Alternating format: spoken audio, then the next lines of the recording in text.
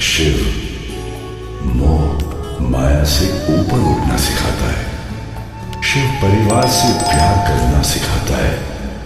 अब आगे क्या हुआ? मेरी सारी पुत्रियां एक साथ, सब ठीक तो है? पिताश्री, हमारे साथ अन्याय हो रहा है, घोर अन्याय। आपने हम सबका विवाह चंद्रमा से करवा तो दिया, किंतु चंद्रमा केवल रोहिणी से प्रेम करते हैं, हमारी ओर देखते भी नहीं। ये क्या कह रही हो पुत्री? मैंने स्वयं चंद्रमा से इस विषय पर वार्तालाप की थी और उन्होंने मुझे वचन दिया था कि वो मेरी सारी पुत्रियों को एक समान प्रेम देंगे। क्षमा कीजिए पिताश्री, यदि ऐसा है तो चंद्रमा ने आपको दिया हुआ ये वचन तोड़ दिया है, क्योंकि चंद्रमा का उजाला केवल रोहिणी पर ही पड़ता है। असंभव! यदि ये सच है तो चंद्रमा, तुमने मेरी पुत्रियों का अपमान किया है और अपनी पुत्रियों के इस अपमान के लिए मैं तुम्हें क्षमा नहीं करूंगा। यदि तुम मेरी पुत्रियों पर उजाला नहीं कर सकते तो ठीक है, इस पूरे संसार को साक्षी मानकर मैं प्रजापति दक्ष तुम्हें श्राप देता हूं कि तुम्हारा उजाला हर रात के साथ कम होता जाएगा और अवश्य एक दिन तुम अपना सारा उजाला खो दोगे।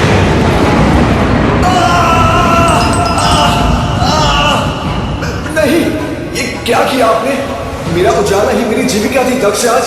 चंद्रमा, तुम्हारे उजाले के बिना ये संसार असंतुलित हो जाएगा। कुछ कीजिए ब्रह्मदेव, कुछ कीजिए। मैं क्या कर सकता हूं चंद्रमा? तुम्हें महादेव की साधना करनी चाहिए। बस महादेव ही हैं जो इस समस्या का हल निकाल सकते हैं। ब्रह्मदेव के कहने पर चंद्रमा ने कई दिन कठिन तपस्या की। जैसे जैसे रात गुजरती थी, चंद्रमा की रोशनी घटती जा रही थी और चंद्रमा के उजाले की आखिरी रात आ ही गई कि तब नारायण नारायण। अरे नारद मुनि, आप यहां? सब कुशलमय है? नहीं महादेव, सब कुशल में नहीं है। चंद्रमा अपना उजाला खो रहा है। अगर आज की रात कुछ नहीं करेंगे तो चंद्रमा का उजाला सदा के लिए खो जाएगा। जानता हूं नारद मुनि, किंतु दक्षराज का श्राप तोड़ा नहीं जा सकता। चंद्रमा ने पाप किया है, इसलिए उसे उसका दंड भी मिलेगा। किंतु महादेव, संसार का संतुलन। मैं जानता हूं नारद मुनि, और मैं इस समस्या का हल भी जानता हूं, इसलिए मैं अभी चंद्रमा को दर्शन देने जा रहा हूं।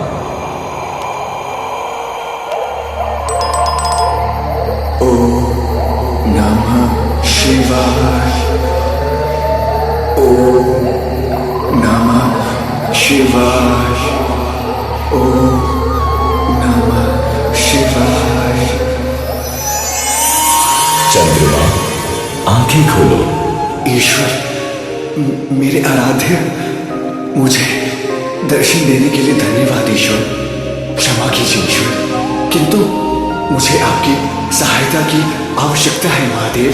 चंद्रमा, तुमने पाप किया है और उसी पाप का श्राप मिला है तुम्हें। दक्षराज का श्राप नहीं तोड़ा जा सकता। मुझे क्षमा करना। तो महादेव, क्या मुझे सदा के लिए अंधकार में जीना होगा? मेरे पास एक उपाय है, किंतु इसके लिए कुछ शर्तें हैं। शर्तें? तुम मेरे केशों के शिखर पर रहोगे और तुम्हारा उजाला 15 दिन तक बढ़ेगा और अगले 15 दिन तक घटेगा। इससे दक्षराज का श्राप भी नहीं टूटेगा और संसार का संतुलन भी बना रहेगा। क्या तुम इससे सहमत हो? सहमत हूं ईश्वर, सहमत हूं। आपका साथ पाकर धन्य हुआ मैं महादेव। इसीलिए आज तक चांद पूर्णिमा और अमावस्या के बीच झूलता रहता है और ऐसा करके शिवजी ने दक्ष का भी मान रखा और चंद्रमा का अस्तित्व भी। संतुलन बहुत जरूरी होता है, मतलब बैलेंस बनाए रखना बहुत ही जरूरी होता है। कुछ भी एक्सट्रीम, यानी एक्सट्रीम प्यार, बहुत ज्यादा नफरत, बहुत पागलपन, कुछ भी अच्छा नहीं होता। मैं समझता हूं कि तुम अपनी पत्नी से और मां से दोनों से बहुत प्यार करते हो और करना भी चाहिए, पर तुम्हें भी उनके बीच बैलेंस बनाना होगा, क्योंकि तभी तुम एक खुश परिवार की तरह रह पाओगे।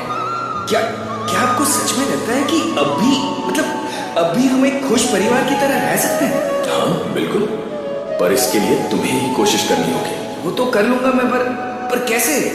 मतलब क्या करूं मैं? एक काम करो, अभी उनसे बात करो, उन्हें फोन लगाओ और जो कुछ भी तुमने मुझसे कहा है वो उन्हें बता दो। नहीं, रहने दीजिए भाई साहब, मुझसे ये नहीं हो पाएगा।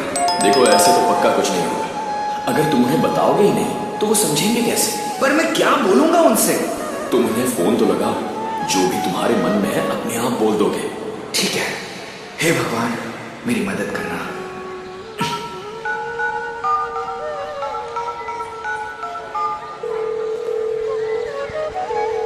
Hello hello Riddhi. आशीष, आप कहाँ है? मैं कब से आपका फोन ट्राई कर रही हूँ। बेटा, माँ कब से फोन कर रही है, लेकिन ये बीवी को ही फोन कर रहा है।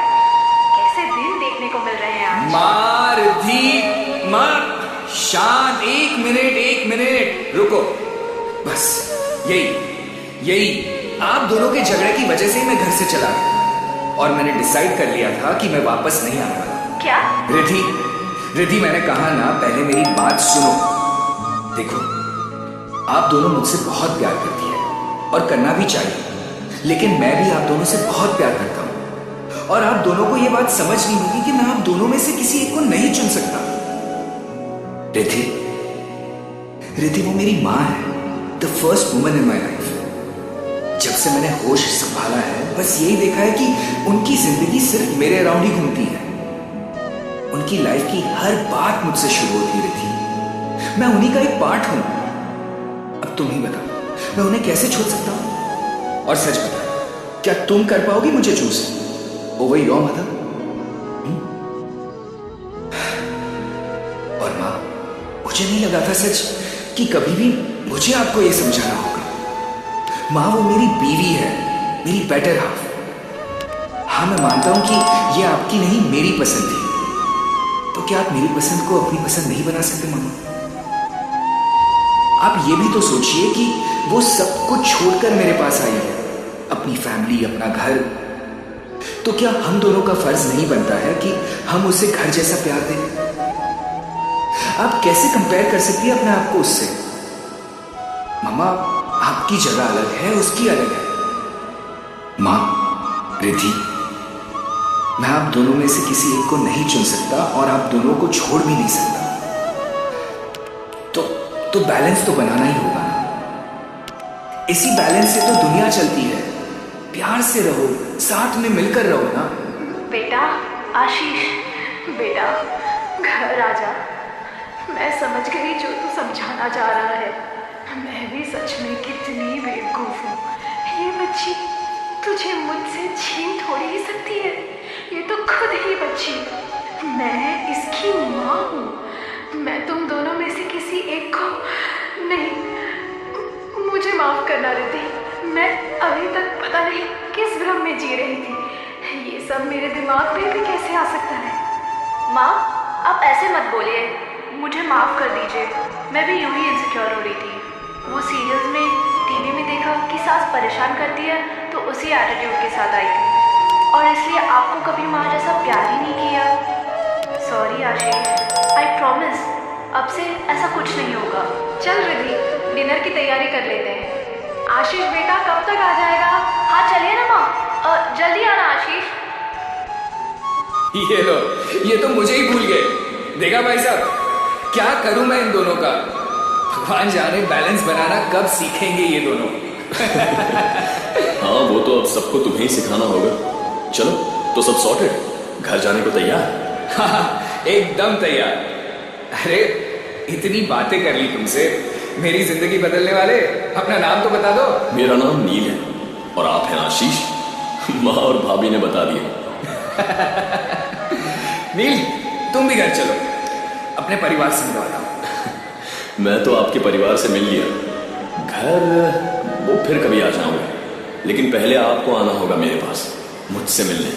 बिल्कुल, अपने पूरे परिवार के साथ आऊंगा। अपना एड्रेस दे दो। अब एड्रेस का क्या है? भोलेनाथ के धाम जा रहा हूं, अमरनाथ, वहीं आ जाइए, सब साथ में कुछ अच्छा वक्त बिता लेंगे। अमरनाथ जरूर आएंगे, तो तुमसे वहीं मुलाकात होगी नहीं। चलो मिलते हैं। चलता। हर हर महादेव।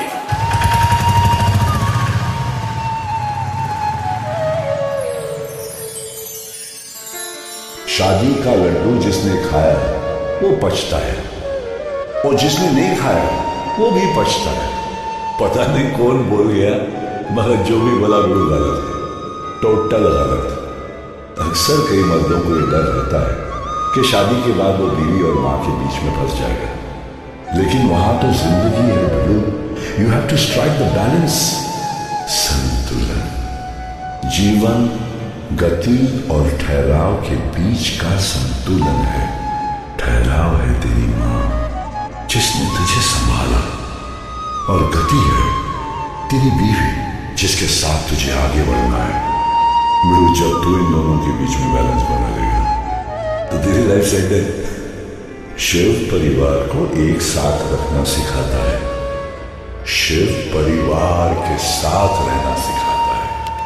हर हर में महादेव, हर दिल में महादेव, हर हर महादेव। तो ये थे आज के शिव वचन।